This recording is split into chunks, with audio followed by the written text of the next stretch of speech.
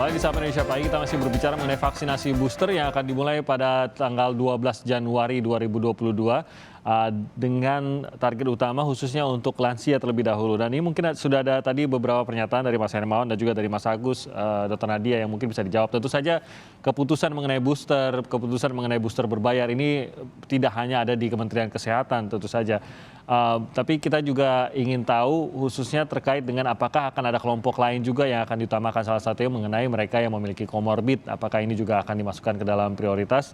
Dan terkait dengan bagaimana fokus pemerintah, apakah dari Kementerian Kesehatan juga bisa benar-benar menjamin bahwa tidak akan fokusnya lari ke booster, sementara kita masih mengejar pemenuhan vaksinasi hingga kedua gitu untuk seluruh masyarakat Indonesia, Dr. Nadia.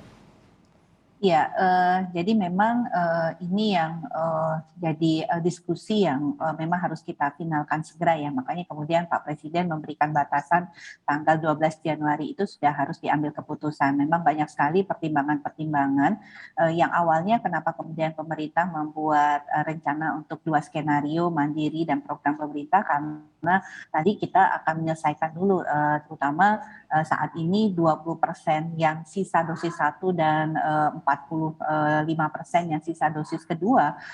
Yang pasti yang dosis 1 ini adalah pada daerah-daerah yang sifatnya rural, yang penuh tantangan ya secara geografis, di pedalaman, dan juga daerah 3T yang dari sisi distribusi dan dari layanan itu juga challenging ya, Mas Timothy ya. Nah, artinya memang kita akan mengejar ke sana karena di sana kita akan memasuki yang kita sebut mungkin dalam hal ini adalah hard rock ya, artinya yang tantangannya jauh lebih besar dari cakupan yang sebelumnya.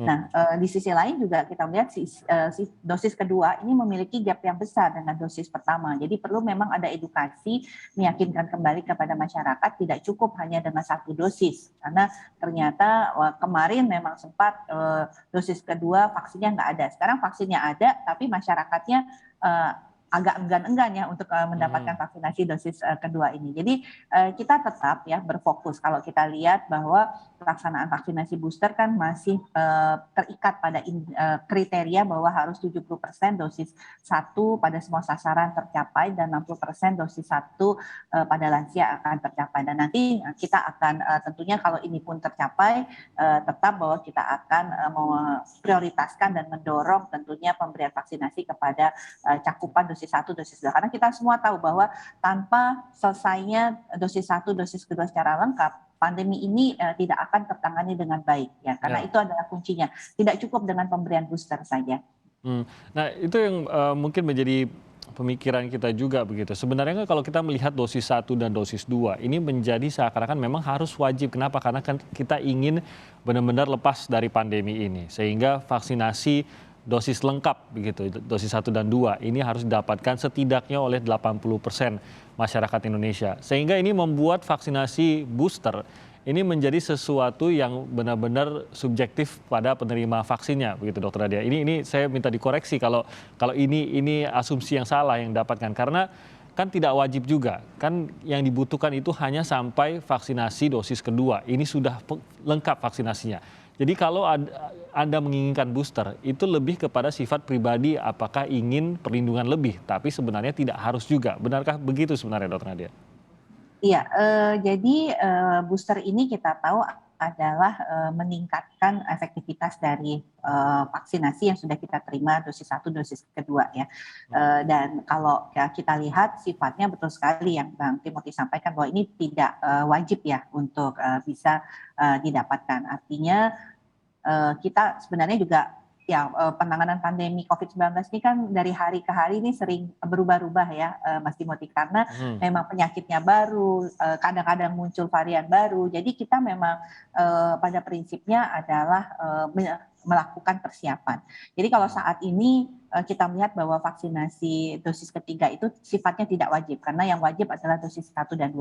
Tapi kita belum tahu nanti perkembangan berikutnya. Kalau kemudian varian Omikron atau kemudian ada varian lain yang kemudian dikatakan sangat membuat vaksin tersebut tidak efektif sehingga harus diberikan vaksinasi dosis ketiga untuk semua sasaran, mohon maaf. Nah, ini tentunya dosis ketiga ini menjadi suatu tambahan kewajiban ya untuk diberikan kepada seluruh sasaran. Karena kembali lagi bahwa prinsipnya penanganan pandemi ini. Dan nanti skemanya juga kalau kemudian semua ini bisa kita menggunakan vaksin yang ada di pemerintah, tentunya akan tetap dilakukan bertahap ya dengan sasaran hampir 200 juta itu tidak mungkin kita lakukan dalam 1 bulan ya Mas Timothy. Artinya tetap akan ada prioritas, misalnya bulan Januari ini kita akan menyasar sekitar 20 juta vaksinasi booster. Oke. Saya ke Mas Hermawan, kalau pendekatannya seperti itu Mas Hermawan, bahwa memang kewajiban itu sampai di vaksinasi dosis kedua begitu, yang membuat booster ini sebenarnya adalah tambahan bagi mereka yang memang membutuhkan sekali seperti lansia gitu. Ini membuat logika kenapa lansia yang diprioritaskan. Tapi mereka yang sebenarnya tidak termasuk dalam prioritas, ini memang vaksin pilihan. Dan ini pula yang membuatnya kenapa vaksinasi itu akhirnya berbayar, karena toh tidak diwajibkan juga. Dan dari sisi kesehatan masyarakat, Mas Hermawan, seberapa berkontribusikah booster ini pada perlindungan secara kolektif nasional ini? Ya, jadi tadi saya sepakat dengan Bu Nadia, Mas Timo, bahwa untuk saat ini booster ini sifatnya masih pilihan ya, karena kita masih fokus pada target untuk dosis 1 dan 2. Tetapi ke depan bisa jadi booster ini sangat diwajibkan juga oleh karena kita secara klinis, secara saintifik belum bisa memastikan efektivitas klinis dari vaksin yang kita bisa berikan itu bertahan berapa lama.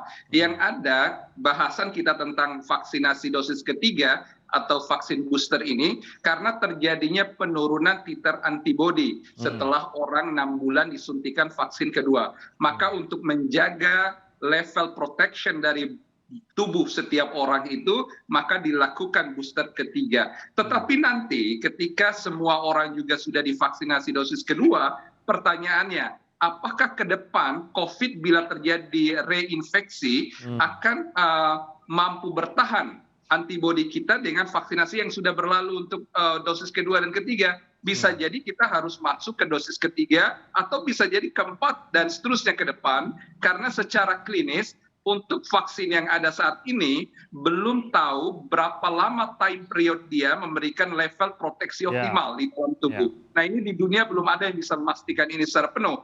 Oleh karena itulah kita saat ini kita berpikir bahwa vaksinasi itu lebih baik untuk mencakup seluruh warga bangsa secara optimal untuk dosis lengkap dulu yang kedua, baru kita bicara yang ketiga. Maka saat ini yang ketiga ini, booster ini adalah pilihan. Tapi bisa jadi ke depan itu menjadi sebuah kewajiban, sama halnya untuk dosis lengkap kedua sekarang. Itu juga sebab kita menganjurkan agar perhatian kita terhadap keterjangkauan akses vaksin ini itu betul-betul harus terakses, baik akses pelayanannya maupun akses biaya, accessible and affordable. Itu yang memang menjadi concern, dan saya yakin teman-teman seperti Mas Agus dengan tim itu kan konsen pada keterjangkauan ini, karena prinsip dari kesehatan masyarakat itu tidak hanya berkaitan dengan quality tetapi juga equity and equality untuk pelayanan seluruh warga bangsa Indonesia, Mas Timo. Kalau pemerintah menawarkan vaksinasi gratis, karena kita kan seperti kata Mas Hermawan tadi dan juga Dr. Nadia, kedepannya kita belum tahu lah, mungkin ini akan menjadi kewajiban lagi gitu. Apakah akan menjadi sebuah permasalahan atau menimbulkan sebuah permasalahan pada saat seperti beberapa imunisasi lainnya lah yang kita sudah tahu selama puluhan tahun ini, ada opsi pilihan yang entah itu murah atau gratis, tapi diberikan juga opsi berbayarnya dengan platform lainnya. Apakah ini akan menjadi masalah pada saat kita berbicara mengenai vaksinasi COVID-19? Ya, tentu saja kuncinya pada kemandirian bangsa, Mas Timo. Jadi kalau negara kita mampu mandiri untuk menyediakan vaksin sesuai dengan kebutuhan warga bangsa kita yang sekarang 270 juta lebih penduduk, itu sangat mungkin untuk digratiskan tanda kutip. Karena kalau kita lihat sekarang program-program vaksinasi, imunisasi yang sudah ada untuk BCG, DPT, dan lain-lain pada usia anak-anak pun, ini kan program yang diwajibkan. Artinya menjadi indikator capaian pembangunan kesehatan secara nasional, dan itu sekarang sudah aksesibel aksesibel dan affordable. Ya. Karena kita mampu menjamin, walaupun sebenarnya bahan baku kita dari segi vaksin dan sediaan farmasi peralatan kesehatan kita itu 95% masih impor memang. Tetapi terkait dengan penanganan COVID, pemerintah kan sudah komitmen untuk mendorong kemandirian melalui research, melalui kerjasama bilateral dan bahkan B2B untuk penyediaan vaksin dalam negeri. Nah, CoronaVac melalui Sinovac dengan Bio Farma kan sudah mengawali ini. Tetapi kan kita belum pure ya, belum mandiri 100%. Ya. Oleh karena itu dorongan riset ke arah sana itu harus dikuatkan karena kita tidak tahu COVID ini berapa lama. Boleh jadi pasca atau post pandemi, COVID ini menjadi endemic disease di Indonesia. Nah, walaupun dia tidak lagi pandemik, tetapi dengan status endemik, meyakinkan kita bahwa kita harus mampu mandiri secara vaksin, sehingga tidak harus mengancam nyawa bila terpapar COVID. Nah, sekarang kan kita melihat bagaimana case fatality bahkan mortality kita di atas 2,1%.